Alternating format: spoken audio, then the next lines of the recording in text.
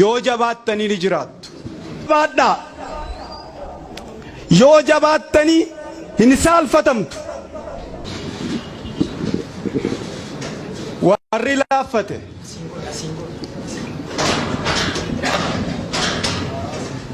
Qe'ee isaanii irra xiyyaara lollaatu marsa. Taankiitu irra oofama.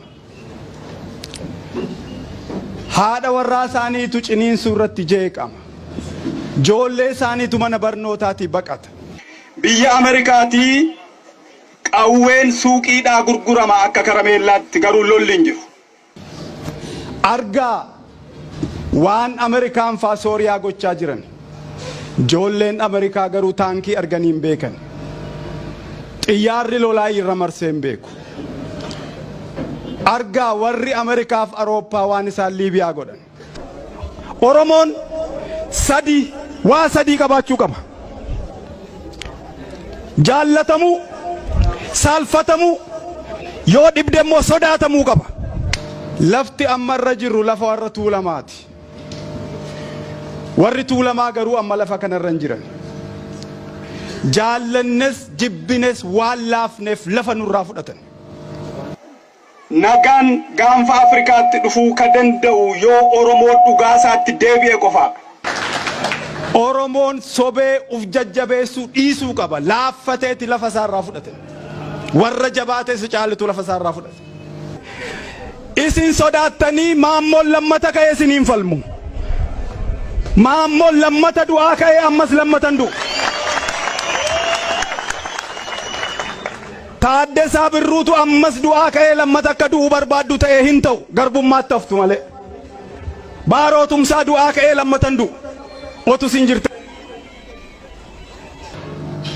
Hagam yoo hammaatus hagam yoo hadhaa illee lafee fi lafa abbaa keenyaatti ni deebina. Warri Tigraay taankii hidhachaa jiru. Amaarri marfii hidhachaa jira. Sumaalee waan gochaa ture argitan dhageessan. Oromoo gajaraa irraa hiikaa jiran. Mancaa irraa hiiksisuuf seeratti baasan. Lafa Oromiyaa Oromoota harkaa qaba. Oromoon gosaaf qooda. Gosti balbalaaf qooda. Balballi dheedhaaf qooda. Akka Oromoon jedhetti qofa bulti. Warri obbolaa haadhasaa abbaasaa hintalasaa jibbee siidaa Minilikkitti hirkatee taa'u hini dhukkubsatuu. Warri wal'aansa sammuu kennuu beekani wal'aanuu qabuu jenna nuti akka baa'utti. Filmaata sadiitu jira. Inni tokko akka Oromoon jedhetti buluu. Inni lama guddifachaadhaan Oromoo ta'uu. Inni sadaffaan biyya isaa gadhiisu. Oromoo Minilikkis, Haayile Sillaaseenis, Dargiinis, Wayyaaneenis, Abiyyis qawwee hiiksiseera garuu nagaa fiduu hin dandeenye. Oromoon Tuulamaa, Oromoon lafa asii irraa buqqa'e, ba'aa ulfaataa lafee cabsu qofaa keen dandeessu. Oromoo isa kaanitti iyyadhu, himadhu. Lafa keetti deebi'i, qe'ee keetti deebi'i. Ilmaan Oromoo lafa Oromoo irratti qotanii nyaatanii guddatanii badhaadhuu malee abbaan ta'e tokko lafa koo irratti mirga qaba jedhee lafa Oromoo gurguru mirga hin qabu. Kan biyyi keenya nagaa argatu warri nu ajjeese yookaan dhadhabame yookaan yoo dhiifamu nu gaafate qofaadha. Lafa irratti warra keenya lafa malee homtuu hin jiru. Lafa hin qabnu yoo ta'e homaa hin qabnu. Lafa keenyatti deebi'uu qabna. Keessummaan akka nuti jennatti buluu qabdi. Yookaan guddifachaadhaan dhufuu qabdi.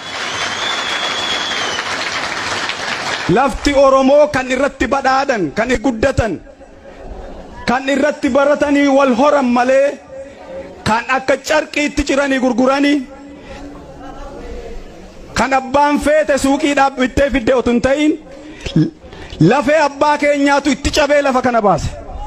Lolli ibiddi mootummaan Dr. Abiy ka Oromoo tokkoon hin deeggaramne, ka weerartoota lafa Oromootiin deeggaramu, weerartoonni lafa Oromoo faayinaansi ka godhan, beekumsaan saappoorti ka godhan, qawweedhaan saappoorti ka godhan, ibiddi Oromoo irratti qabsiifame kuni gaanfa Afrikaa guba. Oromoon qofaasaan gubatu, qofaan guban. Dhugaa keenyaaf nagaa keenya barbaanna.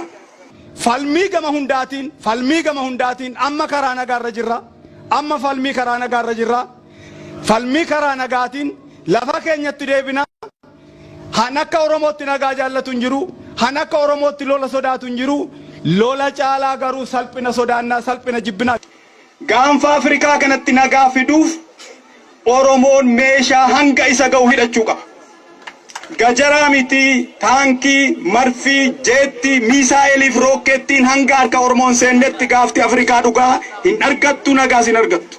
Biyyi Itoophiyaa kuni gatii guddaatu isheerra jira. Kadhaadhaanis liqiidhaanis doolaara biiliyoona hedduutu ishee harka jira. Rakkattees kadhattees kaffaluu dandeessi. Gumaa ammoo garuu akka laafaatti hin kaffaltu. Gumaa fi lafti hin dulloomu. Gumaa fi lafti filannaan nagaa barbaaddi. Nagaa fi qofaan jiraatan. Dhumarratti kan isiniin jedhu dargaggeessi as jiru kun gatii baastan situ beeka. Dadhabbii faajii keessan situ beeka. Ammayyuu galmaan hin geenye. Oromoon dargaggoon uf qopheessaa. Lafti tuulamaaf haa deebi'u. Ilmaan Walloo halagaa jalaa ba'anii Oromiyaa jalatti haa bulanii. Hidhamaan atattamaan haa hiikamu. Komaandi poostiin Oromiyaa irraa haa ka'u. Lolli nurratti labsame haa dhaabbatu. Yoo kuni ta'e Itoophiyaa waliin jiraachuu dandeenya. Hanqanaanas adda gallaa, adda godhadhaa galatooma.